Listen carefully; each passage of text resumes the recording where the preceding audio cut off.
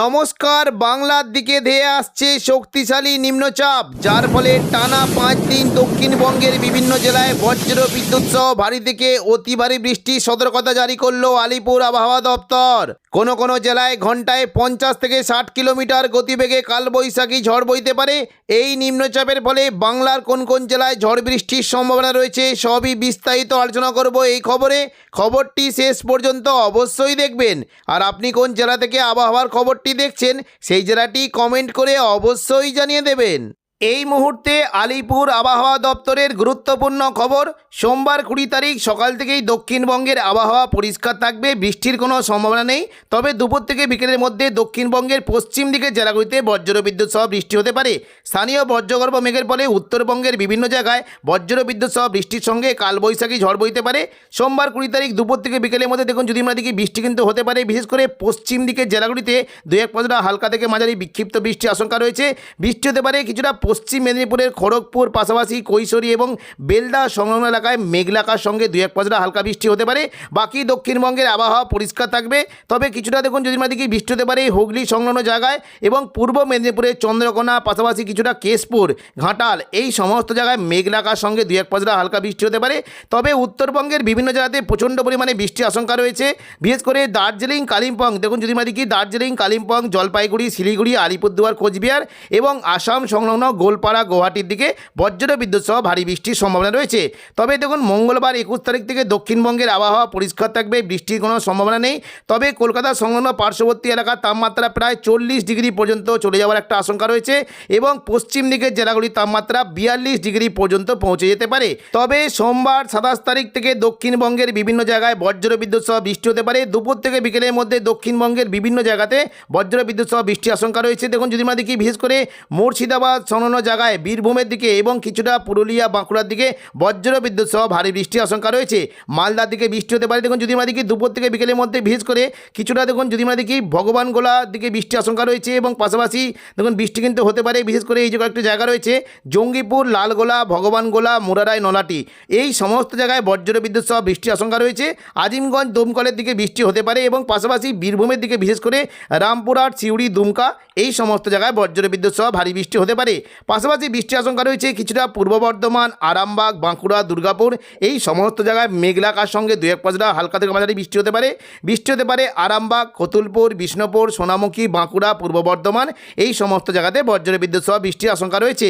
পাশাপাশি পশ্চিম দিকের জেলা বিশেষ করে চাকুলিয়া, ঝাড়গ্রাম, গোপীবল্লভপুর এই সমস্ত জায়গাতেও 2-1 পশলা হালকা থেকে মাঝারি বিক্ষিপ্ত বৃষ্টি হতে পারে এবং কিছুটা পূর্ব মেদিনীপুর সংলগ্ন জায়গায় বিশেষ করে গোয়ালতর, চন্দ্রকোনা এদিকে দেখুন পশ্চিম দিকের খাদরার দিকে বজ্র বিদ্যুৎ সহ হালকা মাঝারি বিক্ষিপ্ত বৃষ্টির আশঙ্কা রয়েছে।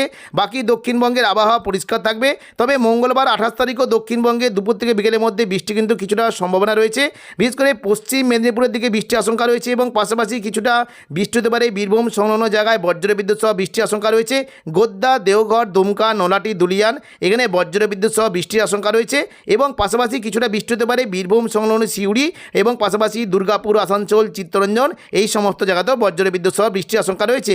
পাশাপাশি কিছুটা বৃষ্টি হতে পারে বিশেষ করে বাঁকুড়া, সোনামুখী, বিষ্ণুপুর, কতুলপুর, পূর্ব বর্ধমান এই সংলগ্ন এলাকাতেও বজ্র বিদ্যুৎ সহ হালকা থেকে মাঝারি বৃষ্টি হতে পারে এবং কিছুটা বৃষ্টির আশঙ্কা রয়েছে বিশেষ করে দেখুন যদি আমরা দেখি পশ্চিম দিকের খড়গপুর, ঝাড়গ্রাম, চাকুলিয়া, গোয়ালতর, চন্দ্রকোনা এখানেও মেঘলাকার সঙ্গে 2-1 পশলা হালকা থেকে মাঝারি বৃষ্টি হতে পারে।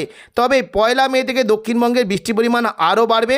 দেখুন শুক্রবার 1 মে দুপুর থেকে বিকেলের মধ্যে কলকাতা সংলগ্ন এলাকায় প্রচণ্ড পরিমাণে বজ্র বিদ্যুৎ সহ ভারী থেকে অতি ভারী বৃষ্টি হতে পারে। বিশেষ করে দেখুন যদি আমরা দেখি বর্ধমান, শান্তিপুর, আরামবাগ, চন্দননগর, কলকাতা এবং উত্তর 24 পরগনার দিকে প্রচণ্ড পরিমাণে বজ্র বিদ্যুৎ সহ ভারী বৃষ্টির আশঙ্কা রয়েছে। বৃষ্টি হতে পারে মূলত দেখুন যদি আমরা দেখি চন্দননগর, হাবড়া, খড়দা, কলকাতা এখানে বজ্র বিদ্যুৎ সহ ভারী থেকে অতি ভারী বৃষ্টি হতে পারে।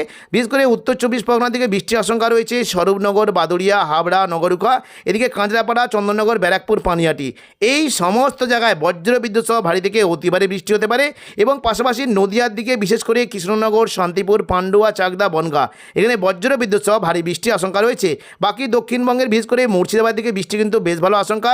বৃষ্টি হতে পারে কিছু কিছু জায়গায় আজিমগঞ্জ, বহরমপুর, বেলডাঙ্গা, দমকল, করিমপুর, জঙ্গিপুর, রামপুরহাট এই সমস্ত জায়গায় বজ্র বিদ্যুৎ সহ ভারী বৃষ্টির আশঙ্কা রয়েছে। বীরভূম সংলগ্ন সিউড়ির দিকেও বৃষ্টি হতে পারে।